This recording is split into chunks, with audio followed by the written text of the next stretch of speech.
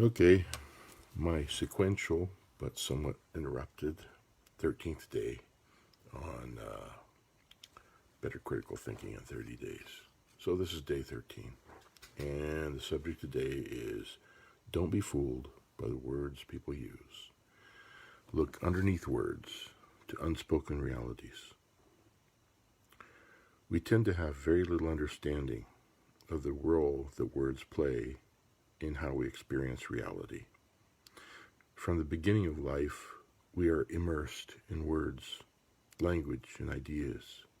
For example, parents point to an object or a person and say the associated word to the child. This is a chair. This is a spoon. This is mommy. This is daddy. Mommy, daddy, baby, bad, good, nice, mean, ugly, pretty. With these and many other words, we form beliefs. I am good. I have the best mommy and daddy. Some people are bad. These kind of things are ugly or disgusting. Because of our native sociocentricity, fancy way of saying, because we are native, we totally believe in our hearts that our way is the way, our way of being, of our seeing the world, being in our neighborhood, in our family, in our social class, in our society, is the way. Centricity, it's central. Because of our native sociocentricity, we often form beliefs in accordance with approval or disapproval. We tend to uncritically assume the approved views of the society we belong to. There's a philosopher, Ludwig Wittgenstein. He said, a picture held us captive, and we could not get outside it, for it lay in our language, and language seemed to repeat it to us inexorably. I'm not trying to be patronizing, but I realize some people don't know some of these words. We're talking to somebody the other day, and they weren't sure what implement meant. So I'll explain some of these words just in case you might not know them. Inexorably means you can't stop it. It's like a glacier once said, I may be slow, but I'm inexorable. That's one of my favorite cartoons. As we grow in age, we form ideologies, perspectives, and worldviews based on the words and meanings we put together in our minds in their various configurations. These beliefs, based in words, the words, it's like a Whorfian, it's in anthropology, Whorfian. It's a pure Whorf hypothesis that not only do our ideas shape words, our words shape our ideas. If you don't have a word for it, you can't really think about it in a way, especially as you get older. So, based on the words and meanings we put together in our minds in their various configurations, these beliefs based in words form the fabric of our minds. They determine how we see the world, the assumptions we formulate, and the theories we use to figure things out. These words are our vocabularies of existence, really. We often choose words to serve our selfish interests or maintain our sociocentric viewpoint. The concept of doublespeak, you may have heard of that one, which refers to the use of language to deliberately disguise or distort the root meaning of words, colorfully illustrates this point. Consider these following examples. Okay, the term collateral damage covers up the reality of innocent people being killed during war. It's easier to think of it as collateral damage rather than the reality of these people being killed. Children in our country are taught to understand the world as it is, whereas Cuban or Russian or Iranian or Libyan, whatever, children are brainwashed into cultural ideologies. So we're saying it's common sense and they're brainwashed. But that could go for even political points of view in our country. We're the ones with common sense, and the way things are, those other guys are brainwashed. Politicians aren't spending taxpayer money, they are investing it for the future. The term investment is an interesting one, because I remember when we were talking about buying a house some time ago, people talk about investing in a house. Investing really means, at least financially as I understand it, that you're going to get a return on your money, and that return should be more than what you invested. So what's the point of investing in something if you're not going to get more than what you put into it? So if you're going to get back what you put into it, or even less than what you put into it, it's not really an investment. It's not a very good investment. Here's another example. We are freedom fighters, whereas they are terrorists, although we both engage in similar unethical behavior. So in our revolution, the British probably thought we were terrorists, like the Boston Tea Party. That would have been called terrorism by the British. But we're fighting for our freedom, so we're freedom fighters. Whereas what's going on over in other countries, when we're in somebody else's country, they think of themselves as freedom fighters, and we think of them as terrorists. Depends on where you stand, right? We stand for justice, right? But they stand for oppression. We are self-confident, whereas the person doing the exact same thing, anybody who opposes us, are arrogant. When our allies suffer the loss of life at an enemy's hand, we call it an attack in cold blood. But when our enemies suffer loss of life at our hands, we call it retaliation. The U.S. government uses the term rendition to refer to people it illegally kidnaps and imprisons in foreign countries, beyond reach of the law, in order to torture them if our government deems it necessary, because U.S. law forbids such torture on U.S. ground.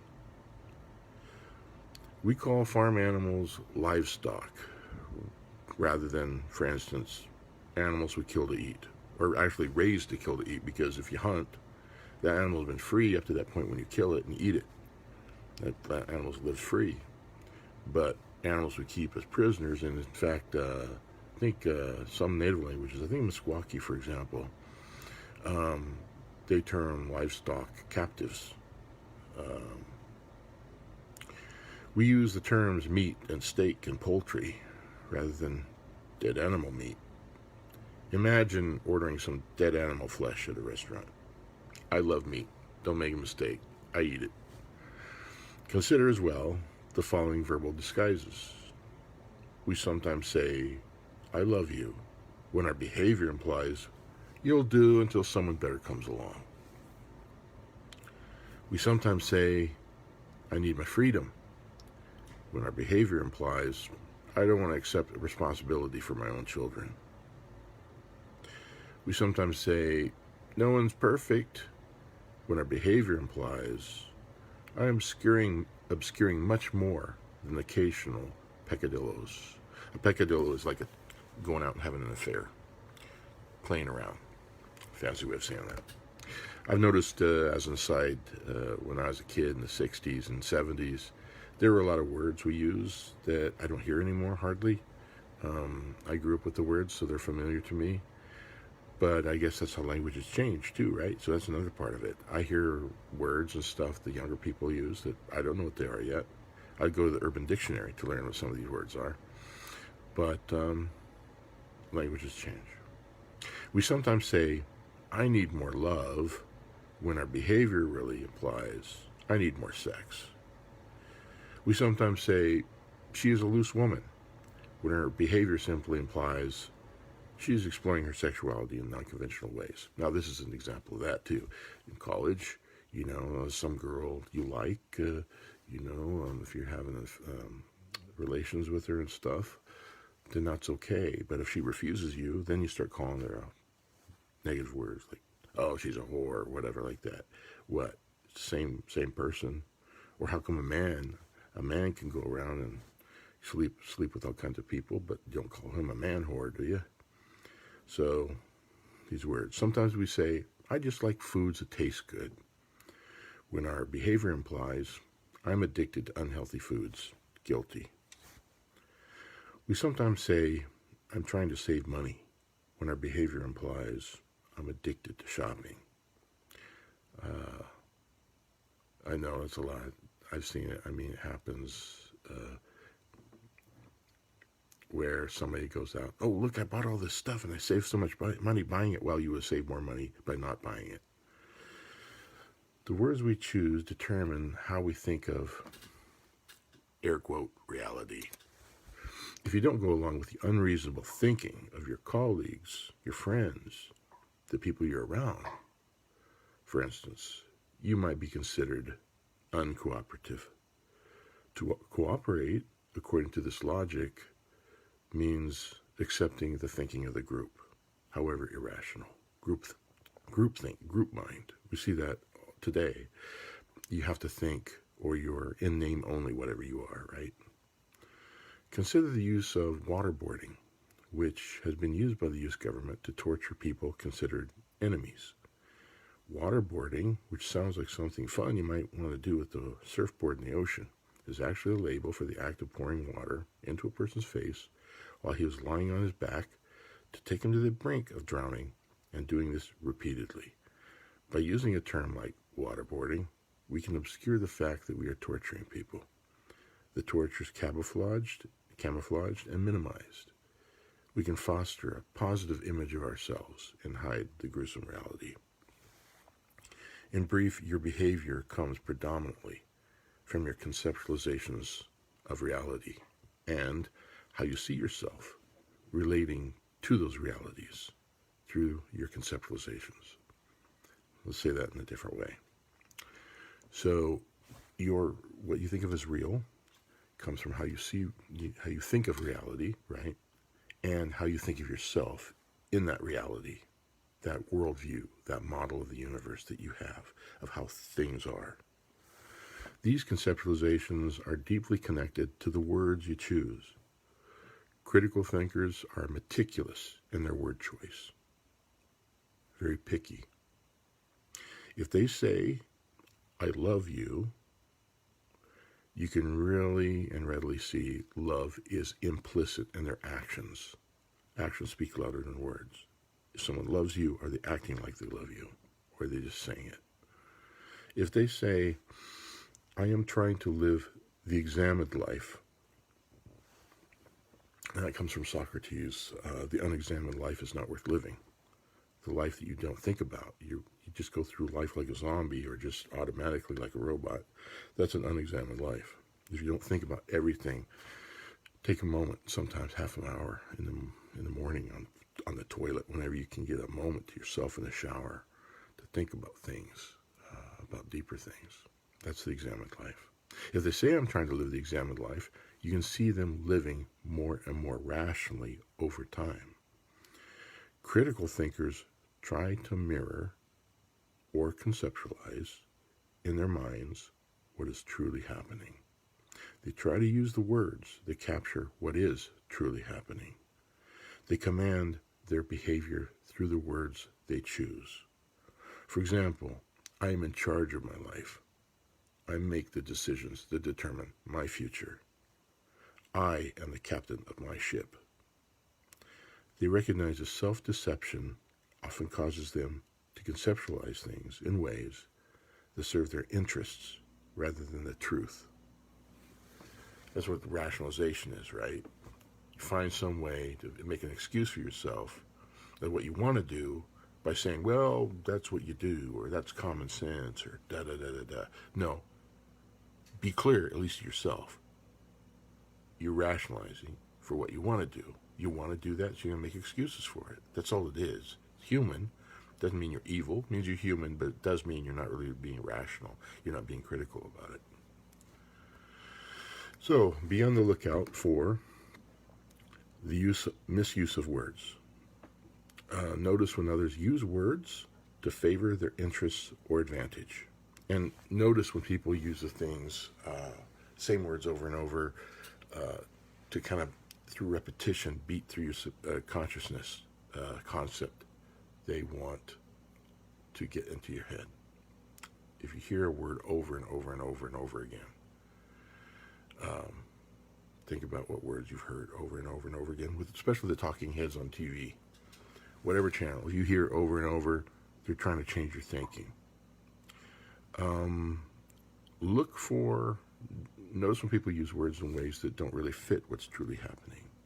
Look for explanations that don't seem accurate or logical. Examine the words you choose. Do you choose words to situate things so that you can selfishly get more for you? To better understand situations and people, mentally strip the words off the things. Remove the labels. Okay? And try to see what is truly there. General semanticists. Okay, here's another one. Semantics, that means the meaning, right? People that look at the meaning of things, semanticists, tell us the word is not the thing. Think about that one. A word is arbitrary. The sounds that come out of our mouth to talk about a word, a bird, for example. Bird. There's nothing inherent in that sound that makes a bird a bird. It's just in English, it's bird. I don't know a few languages, so German's Vogel. Vogel is bird. And in Iowa, it's Wayinye. So none of those words is a bird. They're just labels we put on them so we can talk to each other. So a word is not the thing itself. And that goes even more so. Those are concrete. Everybody can agree what a bird is. Those ideas, what democracy is, what honesty is, what morality is, those are things we think we know, but we just put a label on it. But it really means a lot of things that are different to each person. When we internalize this insight, we have a powerful tool for gaining command of our definitions and consequently our lives. So here are some strategies for choosing words more carefully. When in a disagreement with someone, state as accurately as possible in good faith. Don't try to be cagey or wily or try to figure out a way to get your way or win the argument. When you're in a disagreement, state as accurately as you can, as possible, in good faith, that person's viewpoint, to make sure you're hearing it right. So restate what their viewpoint is, right? Notice the words you use to describe his or her viewpoint. Identify different words that might better capture their viewpoint. Present your articulation to the person you're in a disagreement with, if you can. Now, if you're in a disagreement and your friends, maybe you can say, this is what I'm hearing you're saying. This is your viewpoint. Make sure I got it right.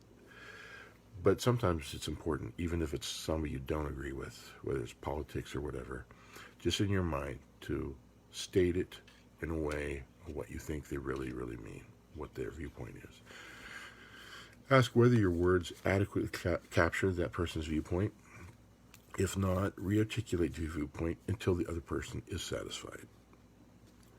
Notice yourself saying words in ways that are irrational or that hide what is actually happening in your thinking. What are you hiding from? What are you trying not to see in your thinking?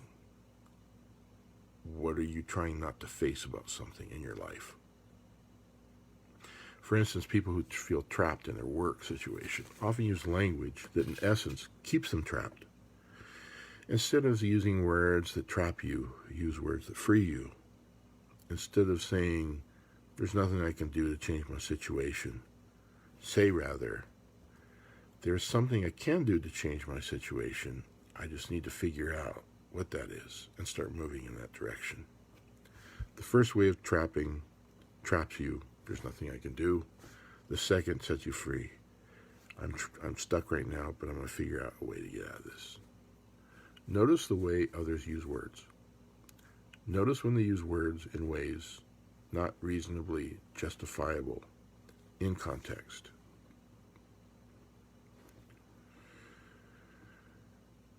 And it's always easier to notice in other people than ourselves. Notice when people use words in ways that get them more of what they want without having to consider the rights of others. An example is when people say they need things when actually they just want them. I need that pencil. I need you to do this or that. No. Need is different than want. People confuse them all the time. The way I look at need and want, For example, one way is needs can be satisfied. You need to eat. You need to sleep. You do so, the need is satisfied. Wants are endless. I want a new TV. I want a new girlfriend. I want more money. Yeah, and you get that, and you want more. So wants are never satisfied, really. Needs can be easily. This is a common phenomenon in capitalistic countries that lead to overproduction of certain products and the waste of Earth's resources. How many of you have storage space of things that you never use, haven't used for 5-10 years? I do. I have, of course, I've moved a lot, and I have old papers and stuff when I was a kid that I value and stuff, but we all have stuff we haven't used in a long time. How many of you have more than you need?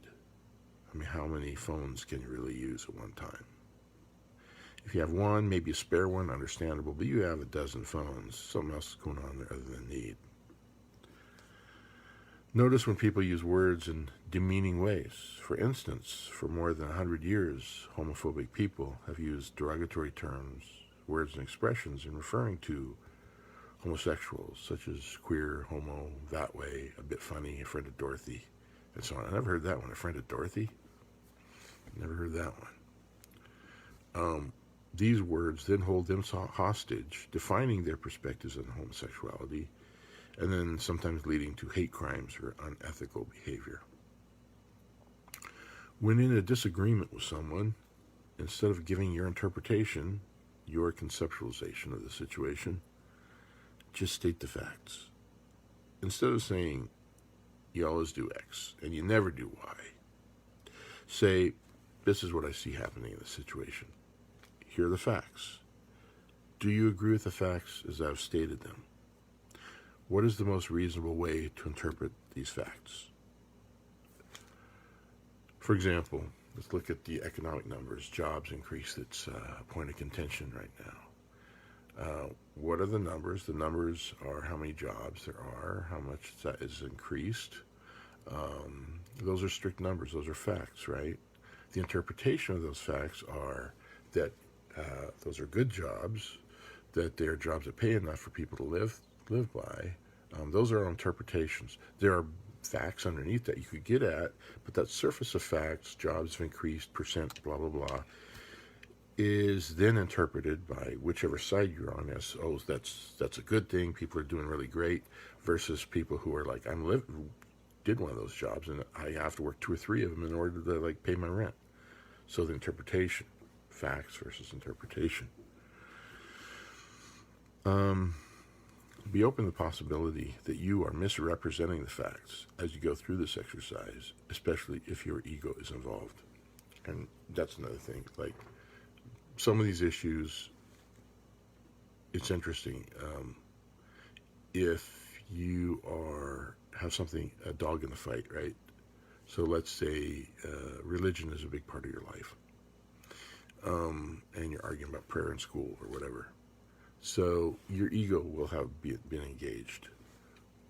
If you don't care one way or the other, it's a little easier because your ego's not engaged with that to look at some of the facts, whether you're for or against it. If you're atheist or whether you're profoundly religious, you have a dog in the fight in religion in schools. If you're a person that's like, yeah, I mean, everybody prays, but it's not that essential an issue for you in your life, your ego's not involved, and so it's a little easier to be kind of more neutral about it.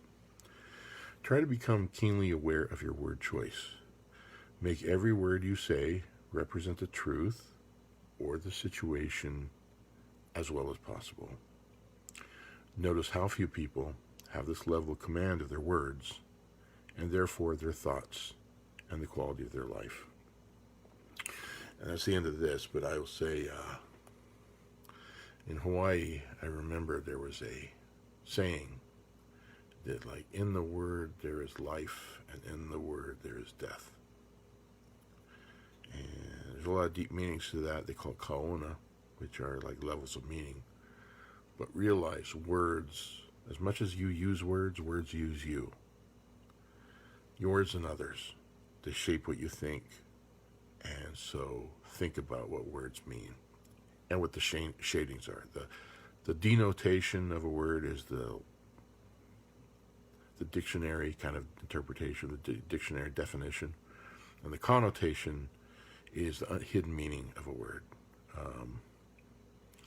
Look at the words for fat, right? Fat. Chubby is kind of pleasant. Obese is not.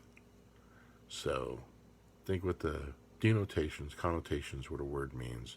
But also realize as you use those words, they shape you. They shape your thinking. They shape your interaction with people. Okay, that's enough for today. Talk to you guys later.